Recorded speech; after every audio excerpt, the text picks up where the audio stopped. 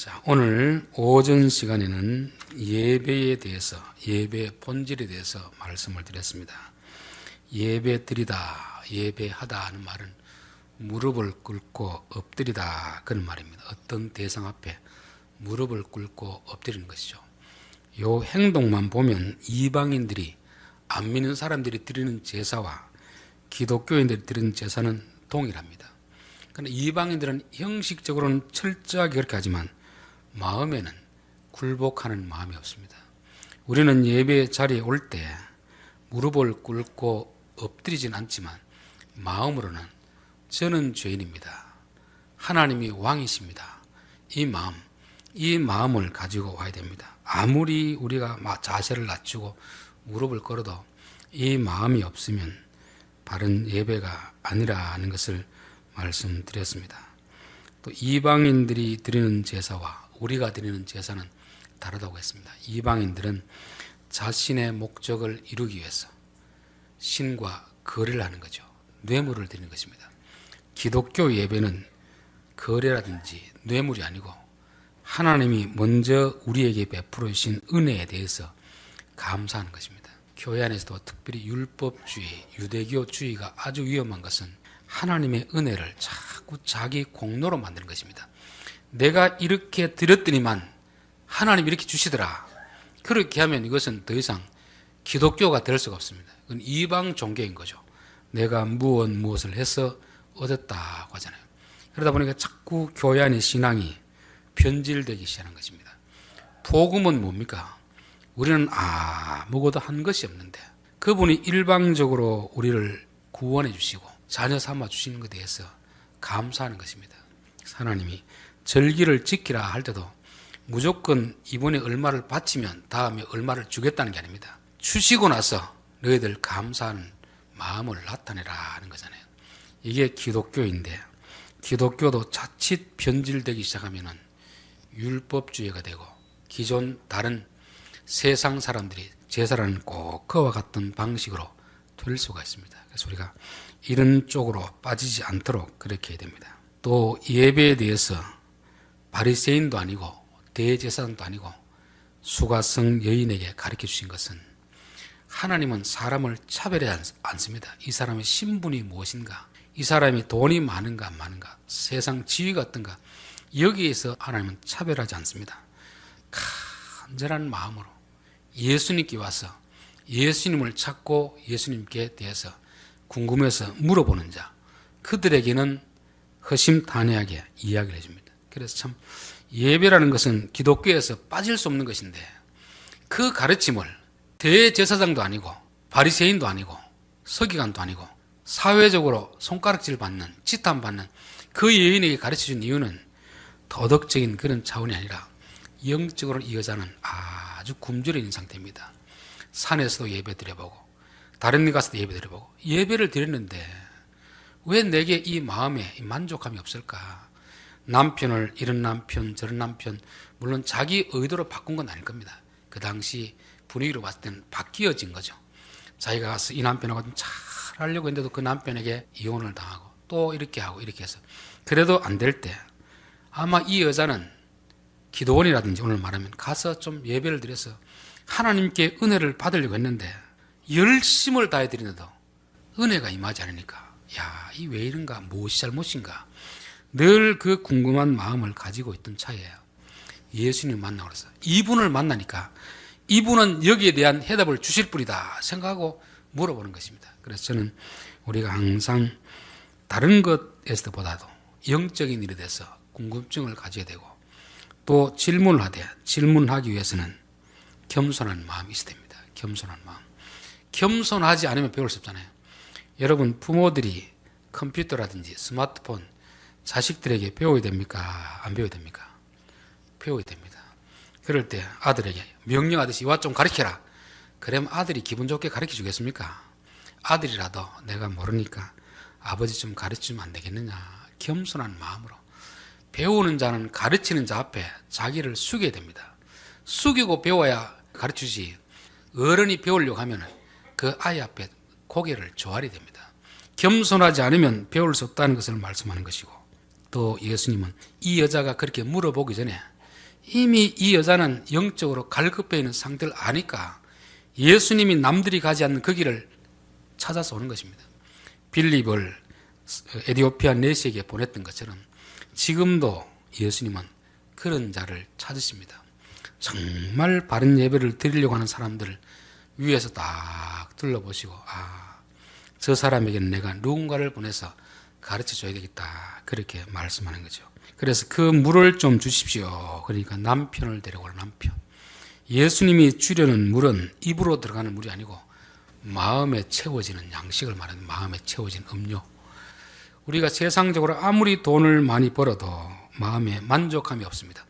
돈이 없는 사람은 한 몇 억 정도 있으면 좀 괜찮겠지 싶지만 막상 몇 억 있는 사람에게 물어보면 많이 가지면 가질수록 점점 돈에 대해서 굶주린 상태가 되는 거잖아요. 더 욕심이 더 커지는 거 아닙니까?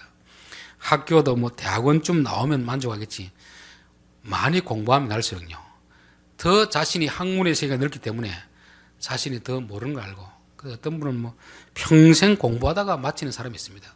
대학원을 여기도 다니고 저기도 다니고. 그런 사람 왜 그렇겠습니까? 학문이라는 세계도, 인간이 만든 학문의 세계도 끝이 없거든요. 다른 모든 부분에도 그렇습니다. 인기도 마찬가지고 권력도 마찬가지고 최고의 자리에 앉았어도 여전히 인간에게는 갈증이 있는 것입니다. 갈증. 그런 것을 만족할 수 없다는 거잖아요.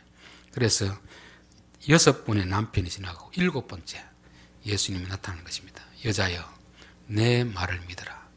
그 남편 말 믿지 말고 내 말을 믿으라 하는 것입니다. 그러면서 무슨 말을 했습니까? 이 산에서도 말고 예루살렘에서도 말고.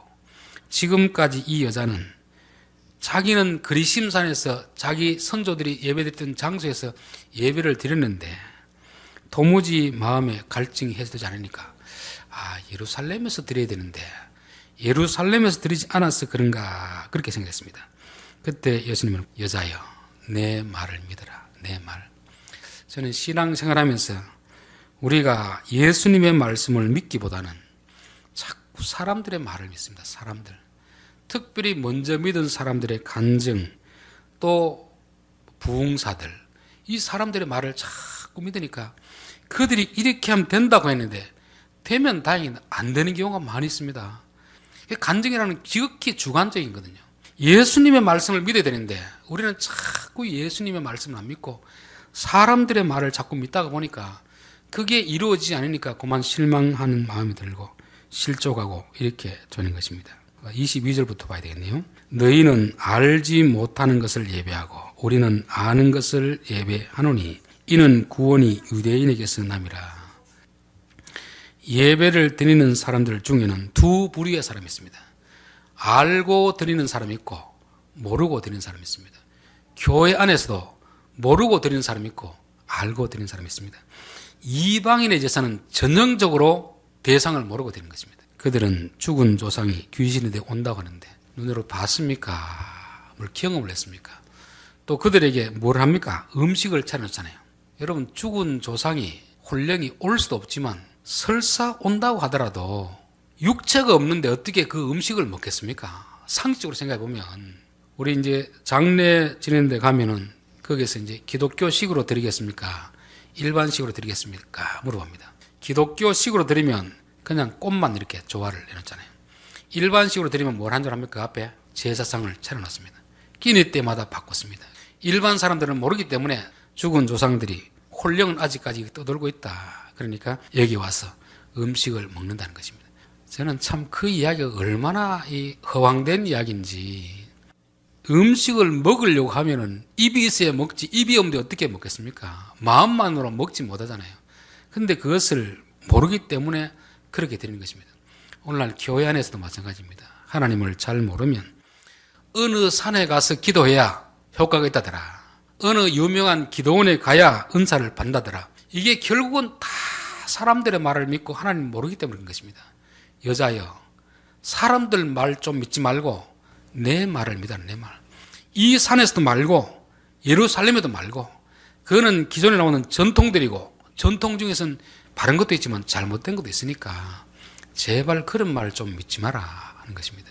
저는 신학을 하고 성경을 보면서 참 내가 지금까지 들어왔던 가르침들 중에서 진짜 성경의 가르침과 벗어난 것들이 참 많이 있었습니다. 기도 자체가 제가 봤을 때는 잘못 이해하고 있었던 것이고, 은사도 마찬가지고, 믿음도 마찬가지고, 회개도 마찬가지고, 성경이 말하는 것이 아니라 사람들이 스스로 만들어낸 그런 가르침들, 그게 오늘날도 교회 안에 참 많이 있는 것입니다. 처음으로 돌아간다는 것은 그런 때들을 자꾸 벗겨내는 거죠.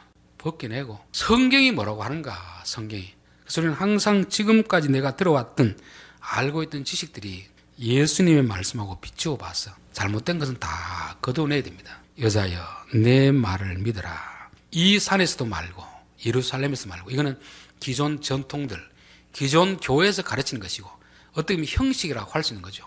내 말을 믿는 것은 본질이 되는 것입니다. 그래서 항상 우리는 예배를 드리든 기도를 하든지 봉사라든지 항상 예수님이 우리에게 요구하신 그 본질, 그 정신을 알고 해야 되는 것입니다.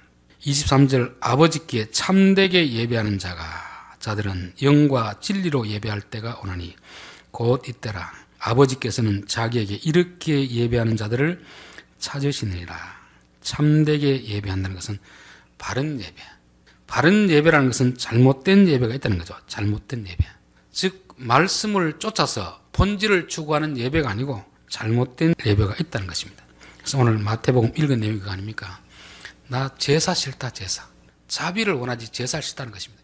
그 말은 하나님이 예배를 싫어하는 게 아닙니다. 예배의 형식은 있는데 본질이 빠진 안고 없는 찐빵인 거죠. 형식은 철저하게 지키는데 정작 그 안에 하나님을 사랑하는 마음도 없고 이웃을 사랑하는 마음도 없는 이런 형식적인 예배만 드리는 그 예배는 좀 안 드렸으면 좋겠다. 그런 예배 나는 싫다는 것입니다. 여러분, 누군가 선물을 우리에게 보내는데 포장지는 화려하고 고급스러운데 안에 여러분 아무것도 없습니다. 그런 선물을 받으면 화가 나겠습니까? 안 나겠습니까? 화가 나겠죠. 우리가 드리는 예배가 아무리 거룩한 척하면서 그렇게 예배를 드려도 우리 안에 믿음이 없으면, 이웃에 대한 자비한 마음이 없으면 이것은 하나님이 싫어하는 예배입니다. 그런 예배는 좀 드리지 마라, 그렇게 말씀한 그런 것입니다. 여자는 지금까지 자기 조상들에게 들은 그 유전, 전통, 그 가르침을 가지고 드려왔던 것입니다. 그래서 우리는 항상 본질이 뭘까? 본질은 하나님이 원하시는 게 뭘까를 들어야 되는 것입니다. 자, 24절 하나님은 영이시니 예배하는 자가 영과 진리로 예배할지니라. 하나님은 영이라는 말은 하나님은 사람이 아니다 하는 것입니다. 하늘에 계신 우리 아버지여, 이 말은 하나님은 땅에 있는 사람과 다르다 하는 말이잖아요. 하나님이 영이라는 말은 인간과 다르다 하는 말씀입니다. 그렇기 때문에 하나님께 예배 드리기 위해서는 하나님의 기준에 맞추어서 드려야지 내 기준에서 맞추어 드리면 안 되잖아요. 우리가 죽은 부모에게 진짜 효도하려고 하면은 죽은 부모에게 맞추어서 효도를 해야지. 죽은 부모는 입도 없고 올 수도 없는데 음식을 아무리 많이 차려놓은들 우리 쪽에서는 돈이 들여 차려놨지만 그분은 하나도 먹을 수가 없는 것입니다. 그거는 마치 나이 들어서 이빨이 없는 부모에게 엿을 사준 거나 마찬가지 아닙니까? 단단한 거. 그건 엿 먹으라는 소리거든요. 못 먹는 걸 주고서 효도하는데 한번 드셔보라는 거 아닙니까? 그러니까 하나님은 영이라는 말은 사람이 아니니까 사람 기준에 맞추어서 예배 드리지 말라는 것입니다. 사람은 형식, 겉으로 드러나는 걸 좋아하는 것입니다. 하나님은 사람을 볼 때도 하나님은 중심을 보시느니라. 하나님이 영이라는 말은 하나님은 육체가 아니란 말입니다. 공간적 제한을 받지 않습니다. 그러니까 어느 특정한 산에 가서 드려야 된다, 어느 기도원에 가서 드려야 된다, 이 생각 자체가 하나님을 잘 모르고 사람들이 하는 말에 우리가 속아 넘어가고 있는 것입니다. 하나님은 영이시니 그분은 시공을 초월해 계신 분이다. 또 하나님은 영이라는 말은 또 마음으로도 번역할 수 있거든요. 하나님은 마음이시기 때문에 우리의 마음으로 드려야 되지, 마음이 없는 형식, 백날 드려봐도 소용없는 것입니다. 여러분, 이방인들의 제사는 뭐라고 했습니까? 내 어떤 요구를 이루기 위해서 선물을 드리는 거 아닙니까? 그러나 우리의 예배는 뭐라고 했습니까? 내게 은혜 주셨기 때문에 감사함으로 되는 것입니다. 그러니까 절을 하더라도 고개를 수그리더라도 동기 자체가 다릅니다. 학교 자녀들을 보낼 때 보면 그럴 때가 있습니다. 자식이 학교에서 사고를 쳐가지고 선생님이 부모님 모시고 오라고 할 때가 있습니다. 이 사고를 엄청 크게 쳐가지고 경찰서 넘기고 하면 문제가 크게 될 때 부모님 가서 어떻게 합니까? 자기보다 나이 훨씬 어린 선생님 앞에 무릎을 꿇고 용서를 빕니다. 그것도 어떻게 보면 절하는 거 예배드리는 거거든요. 근데 이 사람은 진짜 그 선생님을 존경해서 하겠습니까? 아니면 자기 아들 위해 가지고 창피하지만 자존심 상하지만 그렇게 하겠습니까? 그 이방인의 제사가 그런 것입니다. 기독교의 제사는 그게 아니고 내 아들이 그렇게 사고를 쳤는데 선생님이 어떻게 해가지고 잘 무마를 시켜가지고 불을 안 받도록 해줬을 때 그때 담임선생님에 가서 선생님 정말 감사합니다. 이게 기독교의 예배인 것입니다. 이방인 제사와 기독교 예배는 확실히 다른데 우리가 그걸 모르면 자꾸만 기독교 예배를 이방인의 제사로 그렇게 착각할 수가 있는 것입니다. 하나님은 영이시니 예배하는 자는 영과 진리로 예배할지니라. 즉 하나님이 중심을 보시는 분이기 때문에 우리의 마음을 가지고 드려야지 마음이 없는 선물 백날 드려봐야 필요가 없습니다. 물론 마음만 드리면 되는 게 아니고 마음이 있으면 뭐가 합니까? 마음이 있으면 행동으로 뭔가 형식이 가는 거죠.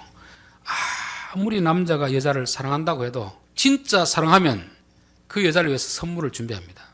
그러나 사랑하진 않는데 뭔가 작업을 걸기 위해서 비싼 선물을 주지만 그것은 마음이 없는 거잖아요. 그 사람을 이용하려고 하는 거 아닙니까? 사람은 몰라도 하나님은 다 안다는 것입니다. 우리가 하나님 앞에 헌금을 드리고 뭐 할 때도 정말 하나님의 은혜에서 감사해 드리는가 아니면 다른 어떤 동기를 가지고 하나님과 거래하려고 하는가 하나님은 다 아시기 때문에 하나님은 영이신 하나님 앞에는 영으로 드려야 되는 것입니다. 마음으로 드려야 되고 또 여기서 영과 진리로 드려야 된다는 것은 우리가 영, 진리를 마치 도구로 이용하는 것처럼 보이시잖아요. 몸을 가지고 이러면 우리가 공사할 때 뭐 이렇게 연장을 가지고 하는 것처럼 그렇게 오해할 수 있는데 그러다 보니까 사람들은 뭐 성령을 던지고 받고 막 그렇게 하잖아요. 성령은 던지고 받고 수 있는 분이 아니거든요. 여기서 정확한 번역으로 보면 성령 안에서 드려야 된다. 진리 안에서 드려야 된다. 것입니다. 우리 마음대로 막 드리는 게 아니고 성령 안에서 진리 안에서 드려야 된다는 것입니다. 이 표현을 조금 달리하면 성령 충만이라는 말을 우리가 많이 쓰잖아요. 성령 충만이라는 말은 무슨 뜻이겠습니까? 우리 안에 성령이 가득 지배하는 거잖아요. 그러니까 우리가 성령 안에 푹 빠진 것입니다. 안에 있다는 것은. 성령 안에 푹 빠지면 어떻게 되죠? 여러분 깊은 물에 들어가면은 한질 넘는 데 가면 어떻게 됩니까? 우리가 빠져 죽어야 되는 거죠. 수영의 기초는 뭐냐면은 내가 뜨려고 몸부림치는 게 아니고 힘을 빼고 가만히 그 부력에 나를 맡기면 뜨는 것입니다. 그냥 물에 의해서 떠 있는 거죠. 내가 수영에 떠 있는 게 아니고 그냥 물에 내 자신을 맡기면 물에 떠 있는 것처럼 성령 충만이나 성령 안에 있는 것은 다름이 아니고 내 생각, 내 마음을 온전히 그분 앞에 드리면 그분이 나를 지배하는 것입니다. 그때부터는 이제 모든 것이 내 생각을 따라하는 것이 아니고 그분의 통제를 따르는 거죠. 그분의 통치를 따르게 되는 것입니다. 진리도 마찬가지입니다. 말씀 안에. 그래서 여기 성령은 성령이 말하고 진리는 예수님을 말하는 것이고 오늘날 말하면 말씀을 말하는 말씀. 성전 바깥에는 번제단이 있고 물두멍이 있지만 성소 안에 들어가면 떡상이 있고 그 다음에 등잔대가 있습니다. 이게 바로 성령 안에서 진리 안에서 되는 것입니다. 우리가 예배 자리에 오면 1차적으로 앞에서 우리 뭘 해야 된다고 했습니까? 무릎을 꿇는 거죠. 무릎. 내 마음에 무릎을 꿇는 것입니다. 이제부터는 당신이 주인입니다. 당신의 모든 뜻대로 행하겠습니다.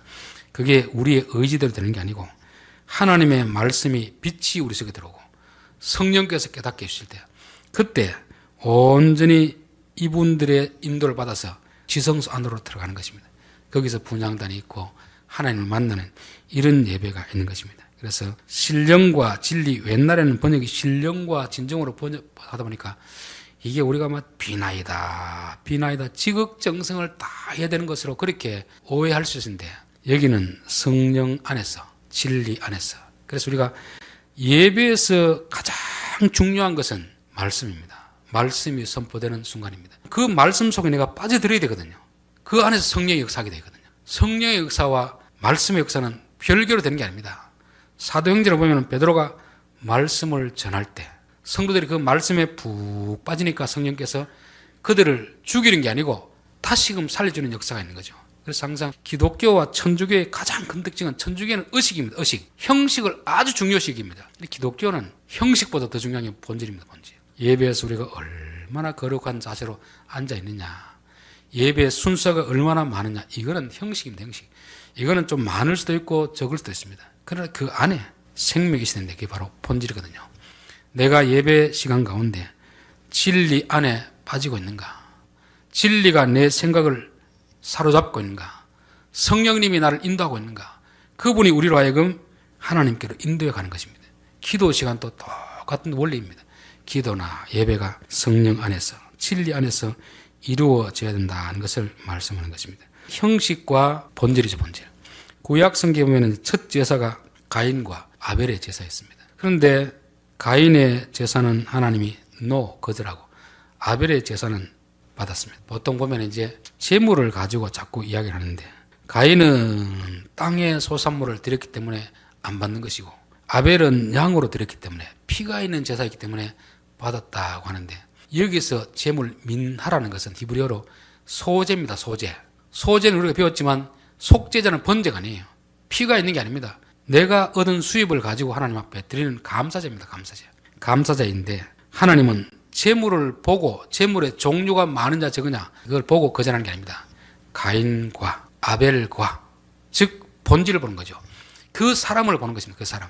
아벨은 재물을 드려도 그 삶 자체가 요한 1서 악한 자에게 속하여 악을 행하는 자였습니다. 악한 자가 하나님 앞에 가져오는 걸 하나님이 받겠습니까? 그러나 아벨은 믿음으로, 아벨은 늘 삶 자체가 믿음의 삶을 사는 것이죠. 하나님을 존중하면서 하나님을 믿으면서 살아가는 것입니다. 우리는 이제 이방인들의 어떤 가르침이 너무 많기 때문에 이방인들이 어디 절에 헌금하고 이렇게 할 때 거기에서는 당신 이 돈을 어떻게 벌었습니까? 어떻게 삽니까? 물어볼까요? 안 물어볼까요? 안 물어봅니다. 많이 가져왔으면 복을 듬뿍 빌어주는 거죠. 이렇게 우리 절에 많이 시주를 했으니까 복을 많이 빌어주는 것입니다. 기독교의 하나님은 그런 분이 아닙니다. 우리가 헌금 가져온다고 덥석 받는 분이 아니에요. 창기에 번 돈과 개 같은 자의 소득은 어떤 형태로든지 가져오지 마라. 나는 그 돈 원치 않는다. 하나님이 원하는 것은 우리의 삶이지 돈이 아닙니다. 그래서 미가서 보면은 내가 천천의 순양과 만만의 강수 같은 기름을 드리면 하나님 기뻐하실까? 내 첫 아들을 드리면 기뻐하실까? 그럴 때 너 사람아, 하나님이 어떤 분인지 모르느냐? 하나님이 사람인 줄 아느냐? 하나님이 돈 좋아하는 줄 아느냐? 하나님은 의와 인과 신을 중요하게 있느니라. 재물은 그 마음에서 나오는 형식이어야지, 그 마음의 본질은 없고 오로지 많이 드리면 많이 받겠지, 신과 거래하려고 하는 이런 태도는 기독교의 복음은 아니라는 것이죠. 우리가 살아가면서 정말 하나님 기뻐하는 삶을 살고 이웃을 사랑하고 겸손하게 하나님과 동행하는 삶을 살아가는 자들이 드리는 재물은 하나님 받지만, 그렇지 않고 평상시는 자기 마음대로 악을 행하며 살면서 돈을 좀 많이 드리면 좋아하겠지, 이 생각은 하나님을 참 모르는 그런 사람입니다. 여러분, 헌금을 많이 하는 게 좋겠습니까? 평상시 말씀대로 사는 게 쉽겠습니까? 어느 것이 쉽겠습니까, 여러분은? 평상시 하나님이 하신 말씀에 순종하며 사는 것이 훨씬 더 어렵습니다. 오히려 돈은 헌금하는 게 쉬워요. 순간적으로 드리면 되니까. 그러니까 사람들은 자꾸 하나님과 거래하려고 하는 것입니다. 평상시는 내가 하고 싶은 대로 좀 하게 두시고 그 대신 내가 헌금을 좀 많이 할 테니까 퉁칩시다 하는 건데, 하나님이 거래하시는 분이 아니거든요.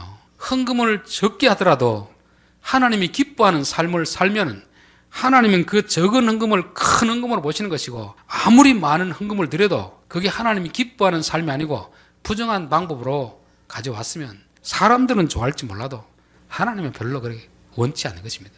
우리가 하나님을 자꾸 사람으로 생각하니까 그런 것입니다. 그래서 첫 번째 예배, 가인과 아벨의 예배가, 하나님은 형식이 중요한 게 아니고 그 안에는 믿음이 중요하다, 본질이 중요하다는 것을 말씀하고 있습니다. 그 다음에 창세기 22장에 보면 이제 아브라함에게 아들을 번제로 드리라, 예물로 드리라 하는 말이거든요. 여기서도 형식은 뭡니까? 아들을 드리라는 거 아닙니까? 본질은 뭐죠? 하나님이 그 아들을 진짜 죽이도록 그냥 뒀습니까? 스톱시켰습니까? 스톱시키고, 이야, 너 진짜 아들도 아끼지 않는 걸 보니까 나를 경외하는 줄 알겠다, 경외. 이방인들은 어떤 신에게 제사할 때 이방 신을 존경해서 드리는 게 아닙니다. 자기 목적을 이루기 위해서 뇌물을 드리는 거거든요. 그렇지만 기독교의 하나님은 뇌물을 받는 분이 아닙니다. 정말 하나님이 우리에게 베푸신 은혜에 감사해서 내가 하나님 뜻대로 살겠습니다, 이 마음을 받으신 분이지 이방인과 하나님과 다르다는 것을 말씀합니다. 하나님도 아브라함에게 아들을 주셨습니다. 그리고 아들을 바치라는 것은 진짜 아들을 바치라는 게 아닙니다. 너가 아들을 나보다 더 사랑한 거 아니냐, 아들을 사랑하느냐 나를 사랑하느냐, 요거 테스트한 것입니다. 이 예배에서 이 본질은 뭐냐면은 하나님을 정말 사랑하는 그 테스트 하신 것이지 아들을 달라는 것이 아니라는 거죠. 재밌는 것은 아브라함과 동시대에 살았던 인물이 누구냐면 바로 욥입니다. 욥. 하나님 앞에 그런 제안합니다. 하나님, 욥 저 믿음 좋은 사람 아닙니다. 돈 많이 주고 아들에게 복을 주고 건강을 주니까 하나님이 섬기는 거 아닙니까? 그럴 때 하나님이 그거 아니다, 그거 아니다. 한번 테스트 해보라는 것입니다. 그래서 재산 다 순간에 다 날아가고, 그 다음에 자식 다 데려가고, 건강까지 다 갔을 때 욥이 뭐라고 했습니까? 주신 이도 여호와이시오, 취하신 이도 여호와이시니 하나님께 찬송할지어다. 욥의 믿음이라는 것은 자기에게 준 것을 소중히 여기기보다도 준 분을 더 소중히 여기는 것입니다. 우리의 예배는 하나님이 내게 뭘 주셨다고 예배를 드리는 게 아닙니다. 그분 자체를 중요하게 여기는 거죠. 그래서 하나님은 우리에게 이런 테스트를 합니다. 욥에게도 테스트 하셨고 우리에게도 테스트 하시고 아브라함에게도 테스트 했습니다. 우리에게 복을 주시는데 준 그 선물을 주신 분보다 더 사랑하는지, 그러다면 그건 우상이 되거든요. 하나님보다 자식을 더 사랑하면 우상이 됩니다. 하나님을 사랑하면 그게 진짜 바른 예배가 되는 것이고, 하나님 주신 것을 더 사랑하면 우상이 되기 때문에 우리에게 가끔씩 테스트하는 것입니다.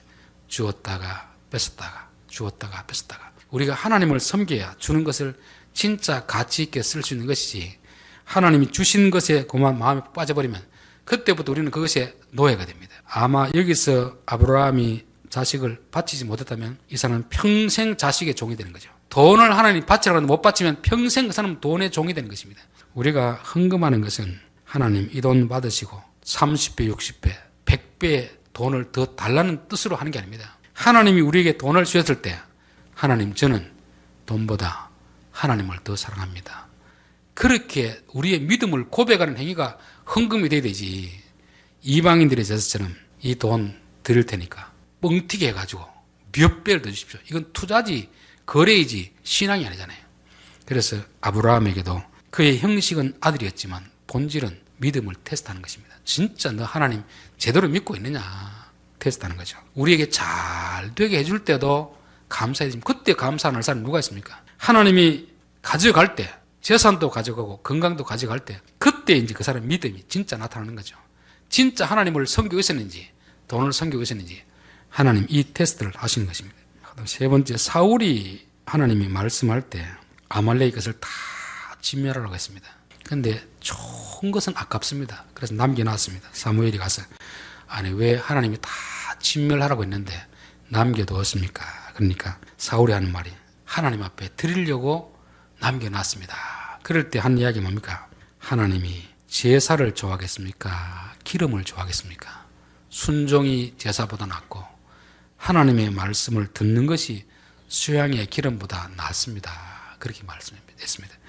즉 예배라는 것은 우리가 하나님 앞에 나와서 무릎을 꿇고 엎드리고 절하는 것인데, 그분을 가장 사랑하고 가장 존귀 여기는 그 마음, 그 마음을 나타내는 것입니다. 하나님이 우리에게 주신 복들, 자식, 재산, 건강, 이것보다 하나님을 더 사랑합니다. 이 경배함을 나타내는 것이 예배인 것이고, 그런 마음을 가진 사람은 반드시 나타나야 되는 게 뭡니까? 그분의 말씀에 순종하는 것입니다. 순종 안 하는 것은 이거는 그분을 정말 존경하는 게 아닙니다. 예배를 드린 사람은 하나님이 하신 말씀 이해가 안 돼도 순종하게 되는 거죠. 그래서 우리 예배에서는 항상 내가 정말 하나님을 사랑하고 하나님 앞에 감사한 마음으로 예배를 드리는가, 진정성이 있는가, 진정성. 그리고 내게 있는 어떤 것보다 그분을 더 소중히 여기는가, 내 건강, 생명, 재산, 직장 모든 것보다 하나님을 더 소중히 여기는가. 그래서 신앙인들은 어떤 문제 앞에서 신앙의 양심에 거슬리는 것은 직장을 그만두는 한에 있어도 붙들고 가야 됩니다. 왜냐하면 그러면 하나님께서 그렇게 하면 그냥 두는 게 아니거든요. 다시금 하나님 또 그걸 줄 수도 있는데 그거 아깝다고 붙들고 있으면 하나님 버리면 그게 무슨 소용이 있겠습니까? 그리고 마지막으로 말씀에 순종하는가, 순종. 이건 군대 명령이 아닙니다. 듣기 싫은데 억지로 시켜서 듣는 게 아니고, 이분은 정말 나를 사랑하는 분이고 나보다 훨씬 더 뛰어난 분이기 때문에 이분의 지도, 이분의 코치는 무조건 들어두면 내게 유익이다. 그 마음을 가지고 순종하는 것입니다. 순종은 억지로 하는 게 아닙니다. 즐기었으면 즐겨 기쁜 마음으로 하는 것입니다. 이런 것이 있어야 우리가 진정한 예배를 드릴 수 있는 것입니다. 기도드리겠습니다.